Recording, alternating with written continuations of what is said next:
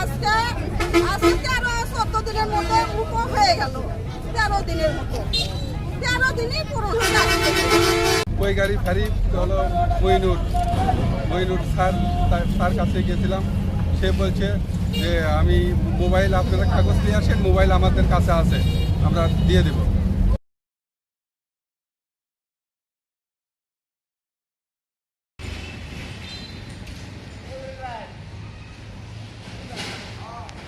অন্যায় জুলুমকারী পুলিশদের শাস্তি চাই, অন্যায় অত্যাচার জুলুমকারী পুলিশদের শাস্তি চাই। আমাদের কেন নির্দোষ থেকে এইরকম ডাকাতি মামলা দেওয়া হলো, কেন এই অস্ত্র মামলা দেওয়া হলো? না ছাড়লে আমরা এই আন্দোলন আমাদের চলতেই থাকবে। আর ওই দুই পুলিশের আমরা শাস্তি চাই। এই কথা কি জন্য তারা আমার ছেলেকে মিথ্যা মামলা কিসব ফেলালো? আমার ছেলেটার জীবন নষ্ট করে দিচ্ছে। আমরা অকথ্য কমরের কাছে আমরা তার কাছে আমরা বিচার চাই। কেন এই অন্যায় করা হলো? একটা সুস্থ ছেলেকে আমরা এর বিচার চাই। আমাদের পুরকামাতে আমাদের কোনো ভাষা নাই, আমরা কি বলবো? আমরা আপনাদের কাছে আসছি, আস্থায় আসছি, আমরা এর বিচার চাই। সেই 20,000 টাকা আমি দিতে পারিনি। ওই রাতের বেলা আমি কাছ থেকে হাত পাও ধরে আমি 7,000 টাকা ব্যবস্থা করে ওদেরকে দিলাম। আমাদের দাবি মানবে না, মিথ্যা মামলার প্রত্যাহার চাই, মিথ্যা মামলার প্রত্যাহার চাই। মইনুল আর মানিক নিয়েছে, তা আমরা পরে পুলিশের কাছে যাওয়ার পরে বললাম আপনারা সকালে থানায় আসেন।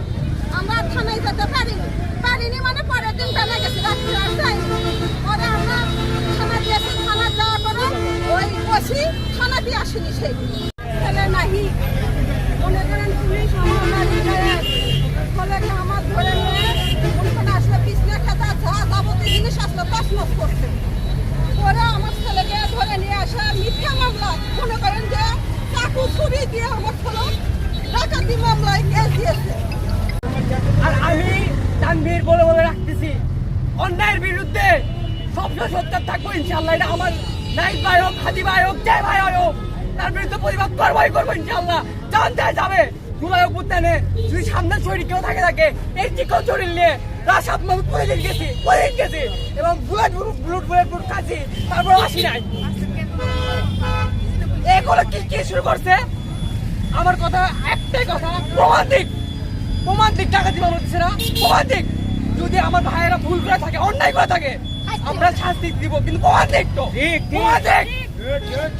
আমাদের দাবি একটাই, আজকেই রেজাল্ট চাই। সবাই বলুন, আমাদের দাবি একটাই, আজকেই রেজাল্ট চাই, আজকেই